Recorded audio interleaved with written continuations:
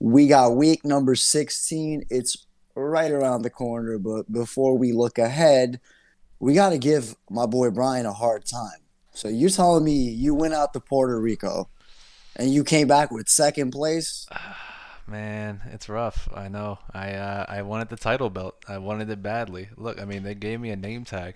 If you're watching this on video, how am I supposed to Yeah. represent by getting second place? I know it's tough. Yeah, it hurt. It hurt. But, at the same time, we had to check ourselves and really just reflect a little and just sulk in the gratitude because it took a lot to get it done from your boy Chris Connolly, who has shown up routinely on our podcast, all the way down to our guy Julio Jones, who we been talking about was due for a blow up and it couldn't have come at a better time. It's funny because as the games are winding down, Jim Sonis of Number Fire was, I've worked with him before, so him and I were talking all weekend, but he was checking over my lineup, and he said, "Brian, how you feeling? What do you need?" I was like, "Well, I just need a touchdown from Julio Jones. He's like the best touchdown scorer of all time at the wide receiver position, so I'm feeling great." Yeah. And then regression hit like a motherfucker. Hell And yeah. the rest was history. So, man, that was awesome. It was just so dope to see it unfold. And I'm sure you got memories that will last a lifetime there. But yeah, man, take me through it quick before we talk about week 16. Yeah, yeah. So for those who don't know, it was the World Fantasy Football Championship hosted by FanDuel in Puerto Rico this past weekend. We went down there, incredible events all weekend, and had two entries into the 80-person field. Top prize 500K. Even if you got 80th place, you were walking away with 10K. So it was a Mm. hell of an event no matter what. And was looking good after the 1 o'clock games. I was in 20th place or so with three guys left, and uh, as Chris Conley and Julio Jones had monster second halves. Some Unreal. of the FanDuel video folks asked me, "Is like you've made a huge surge in the second half. Are you surprised? Are Yeah. you surprised?" And I was like, "I don't. I mean, I'm not trying to sound cocky, but like, But no, what I no. knew these guys would be playing Like, yo, we at talked this about point. we talked about these underperforming receivers on our Uh, podcast last week. What are you guys talking about? Of course they're gonna blow up. So, Come on now. yeah, but literally three touchdowns in the fourth quarter sprung me to second Love it. place. Just an incredible event. Cool people all around. Awesome time. And no, I mean, it really highlights what we love about fantasy football. It's not over until it's over. Nope. And, even in that last quarter of games where, you have three guys left and you need the most optimal outcome in football, you're just a couple plays away, man. And I'm so glad to see it just roll your way. But knowing the pro you are, you're not going to rest on your laurels. We got week number 16. We talked about just the big stakes on the line for the season long, folks. But for the DFS players out there, we have two main slates that we're looking at. Yeah, so we have the Saturday three slate. Nothing like this time of year once we get the Saturday games rolling in for the regular season. So we got three games on Saturday, and it's very close to a Thanksgiving slate, which we all love. This time we still have, Turkey. yeah, exactly. But this time we don't have to be bothered with family. We can just sit down and watch the football Yeah. all day, and then we got the big Sunday main slate where there's some massive prize pools on both sites. So yeah, we're going to talk about the Saturday slate pretty quickly. We'll have a Saturday plug up on the website, occupyfantasy.com. We'll obviously have the main slate plug too, and we'll get to that, and we'll talk about strategy for both days. Yeah, let's start it off with the Saturday slate. So we have three games, like a little turkey Thanksgiving feast, but except it's December now and it's the end of the season. Tampa Bay will host the Houston Texans without Chris Godwin, Mm. unfortunately, without Mike Evans, but business has to keep running. We got the Patriots who will travel to Buffalo and they're 6.5 point favorites, but or are they at home? Am I They're reading at home. this? They're at home. Yep. They're at home. Whoa, whoa, whoa, whoa. But honestly, it didn't matter. But you already know it is a AFC East, the best division in football, right? What's better, the AFC East or the NFC East? Oh man. Oh well. At least like two teams from the AFC East look like they want to get into the playoffs, so I'll say the Yeah, AFC East. that's fair. That's fair. But yeah, I mean, it is the battle of two teams we've poked a lot of fun at. No disrespect to the Patriots, but they're 6.5 home point favorites against the Buffalo Bills. And then we have the Niners hosting the Rams, who looked atrocious last week. But with that said, they still have an outsider's chance to sneak in, and you better believe they're going to go down swinging. 6.5 point dogs against the Niners. All three games have kind of a different level of over and under. We got Tampa Bay on the higher end with 49 points.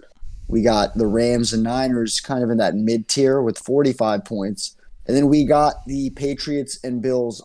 We call that the stinky tier. Anytime you see that three before the second digit, Yeah. you're not expecting much fantasy production. Yeah, so obviously we're not expecting it. The betting markets aren't expecting it. So you can be damn sure that most of DFS players won't be expecting it either. And I think, we don't have projected ownership out right now, but we know who's going to be heavily owned, right? The Houston, Tampa Bay, tight game, 49-point total. Everyone's going to be on the guys from those games, especially Tampa Bay. Yeah. San Francisco, second highest team total. People will be on them there. New England, Buffalo in the bottom three of team totals on the slate. But we do have some interesting spots there too. So I think it's a much better high risk slate, Walid, than it is low risk, just because there really aren't that many great running back options. It just depends on, we preach contest selection. If you can find some head-to-heads or some smaller double-ups where there are inexperienced players, sure, go take advantage of those. But I think just from a high-risk perspective, the ability to late swap with a game at each time window really makes it a perfect slate to play leagues and satellites and GPPs. I think so too. And when you talk about high risk contests, a lot of folks will lean towards the higher implied total. So get me on board with anyone from this New England Buffalo game, which has a 37.5 point total. Surely you're going to have to use someone from that game, right?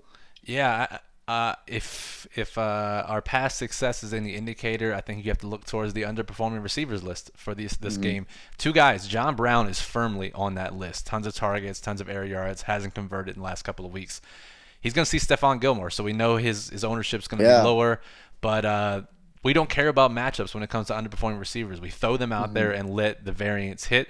And then Mohamed Sanu is actually, he just missed the list, but he should qualify because he had a role change. He had the ankle sprain, was playing minimal snaps, weeks 13 and 14. But then last week played nearly 100% of the snaps, and he missed on his opportunity. So I think, but he's also going to face Tre'Davious White. So two really tough matchups that I think will just go completely overlooked by most DFS players, but the upside is there with the air yards and the targets.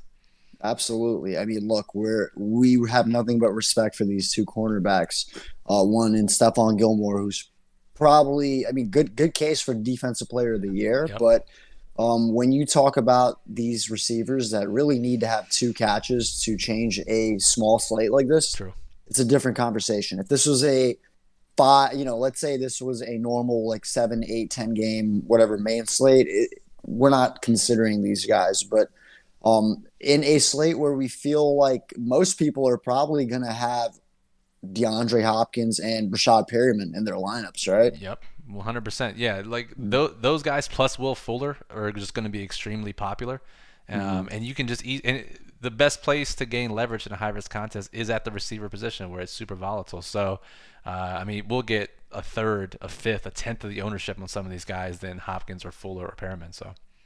So I'm itching. I'm itching to call a upset this weekend and on Saturday. I think for some reason, because there's no rational reason behind it, the Rams could pull this off against the Niners. We saw what the Falcons did last week.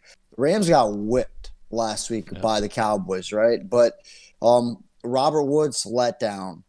Brandon Cooks. I mean, if it wasn't for Cooper Kupp in garbage time, some of these guys are laying duds. But Shirley, McVay, season on the line, like one of these receivers has to finish top 3, 4 on the slate, right?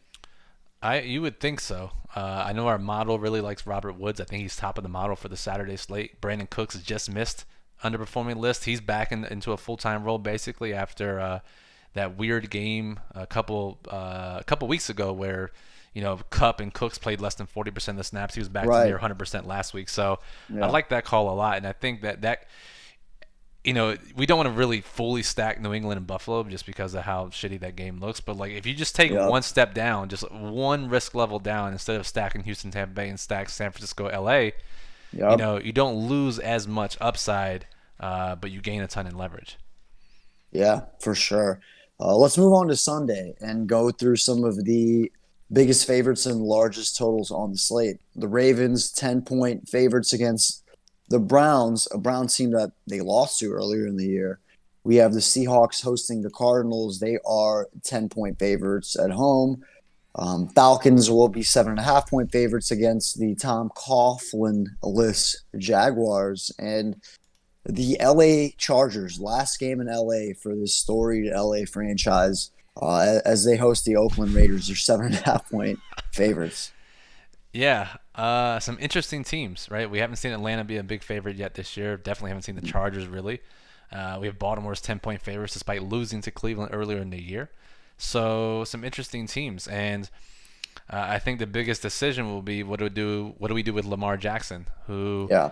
Is uh, on the main slate for the first time in a while. yeah, on the main slate, insanely priced. I think he's 8K on DraftKings, Mm-hmm. and going to be the highest owned player at the position. I think our first run at projected ownership had him double the next closest guy. So Oof. really interesting on what we can do with him. Yeah. I mean, obviously, with Russell Wilson facing the Cardinals, we expect some ownership to tilt his way. But I'd say it's pretty surprising to see Lamar this high projected, considering his price. Yeah, I mean, people are going to want to play him. It's just that Mhm. I don't know. So we can talk about this through.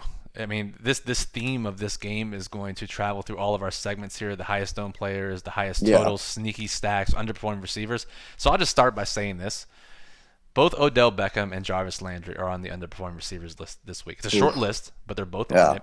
Hmm. And when we talk about stacking in high risk contests, our Tuesday streams, we talk about 3x1 stacking, three guys from one side, one from the other, two by Hmm. one, 3x2.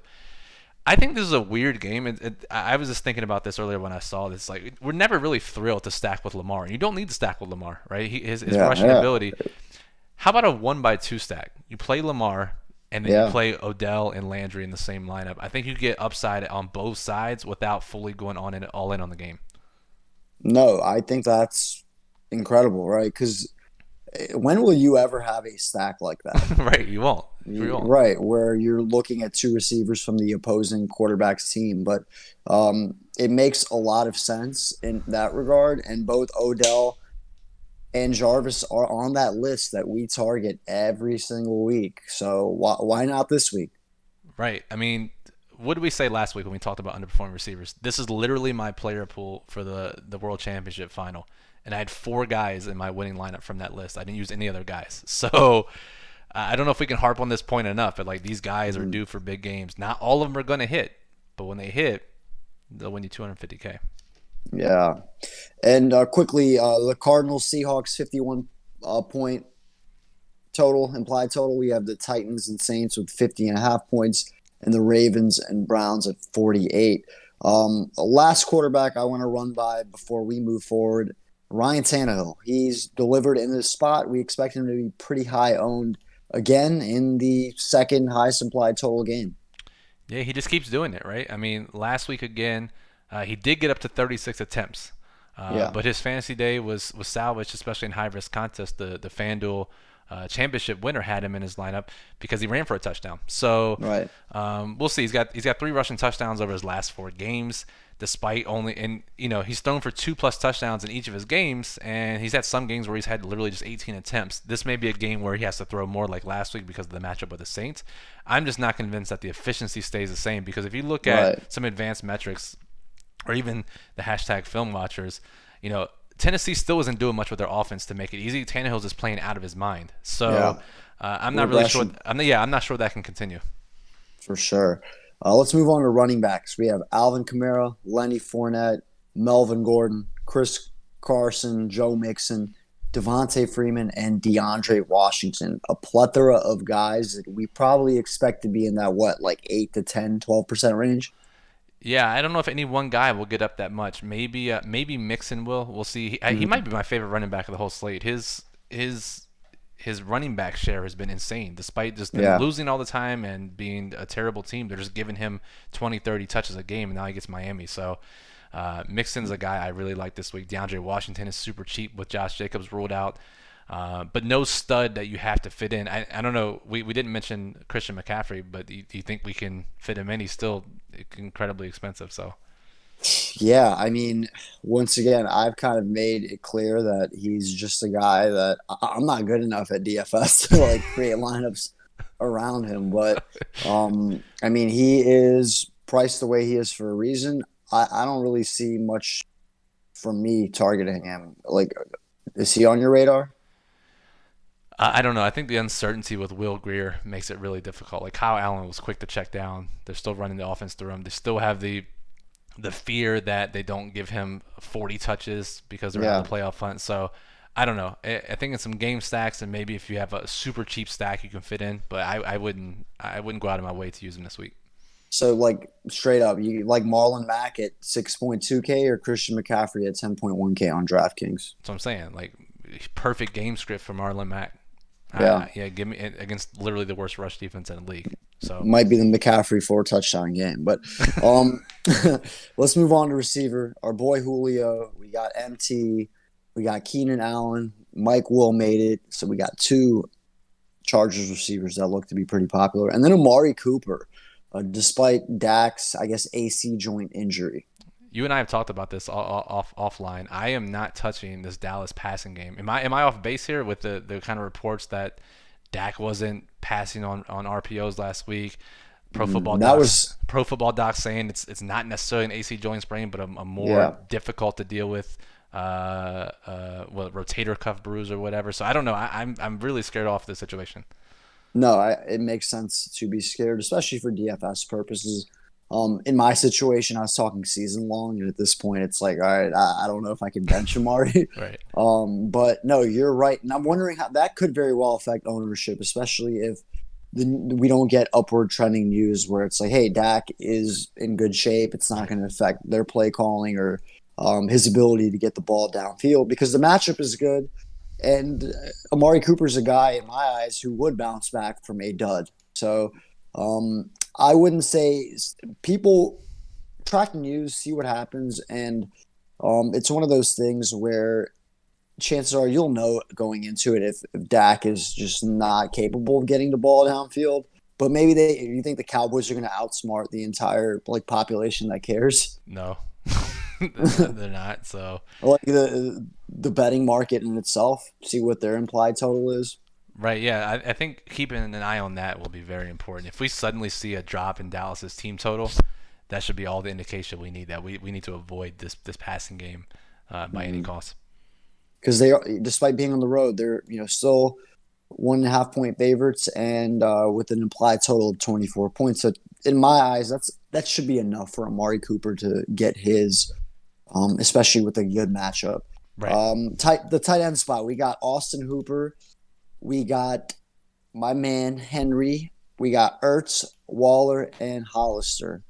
These are guys that are kind of priced differently, but I mean, tight ends have been weird this year. It seems like you know, what do you make out of the position? Like going into this slate, we've had 15 weeks to kind of digest what's happening, and I still feel like it's one spot where I trust Darren Waller and Zach Ertz, and I mean Hooper's been hurt for some time, but it's just really hard each week to find that guy.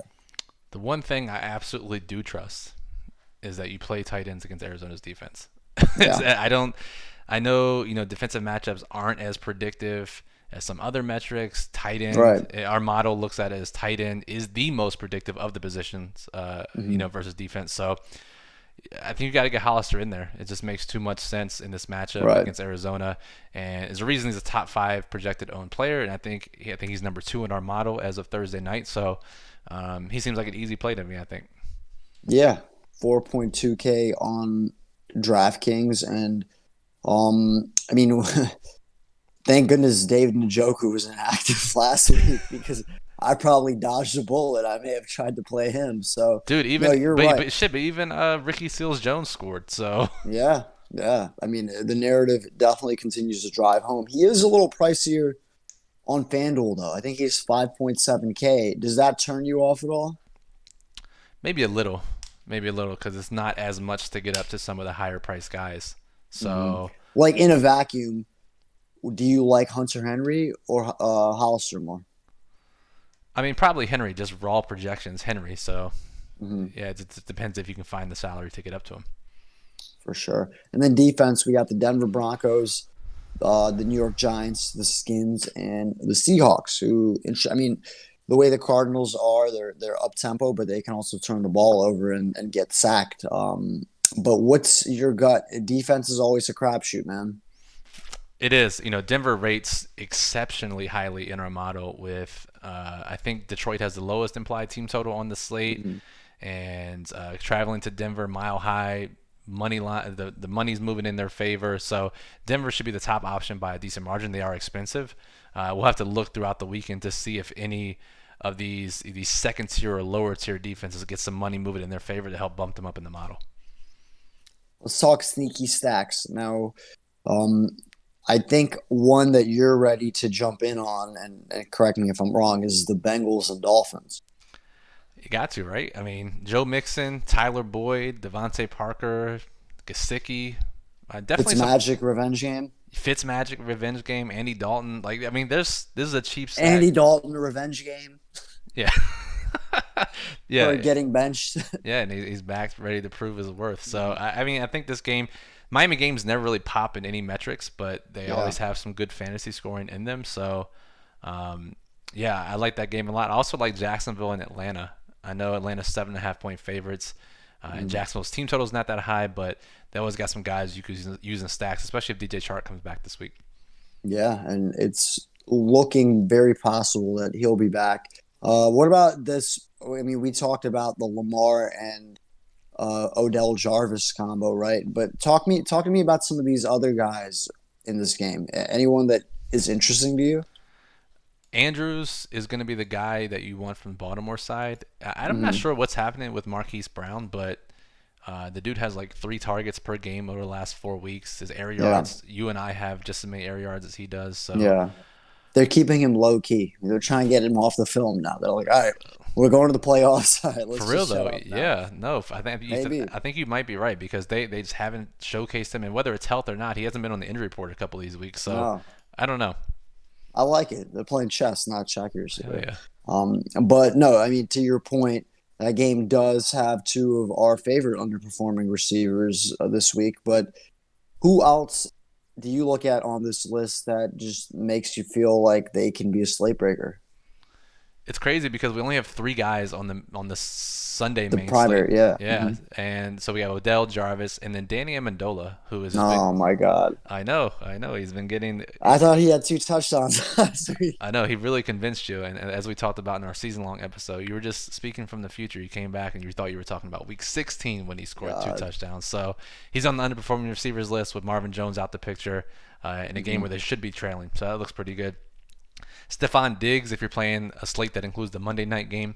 Mhm. And then these are guys, because the list is so short, we included guys that just missed the list, whether they had injuries or role changes, whatever. But James Washington, T.Y. Hilton, who for some Yeah. reason the Colts say is ready for more snaps, even though they're eliminated from Yeah. playoff contention. Christian Kirk, DJ Chark, Kenny Galladay, so it's 2 Lions Mhm. receivers. Mm. And then if you're playing Showdown Sunday night, or if you're playing a Sunday through Monday slate, Allen Robinson and Travis Kelce both in that Chiefs and Bears game. For sure. I mean, we love this list. There are only three guys here that it's Yeah. very rare it's this small on the primary list for the main slate. But um, convince me about Amendola because he still, in my eyes, isn't a slate breaking receiver. Yeah, I didn't think so either. And when I first saw this, I was like, Amendola, I'm not really thrilled about using Mhm. him in any capacity whatsoever. But Yeah. if you look at last week, uh, he had more air yards than Kenny Galladay. 13 targets. He had 39% of the team's air yards last week, Mm. 30% of the team's targets.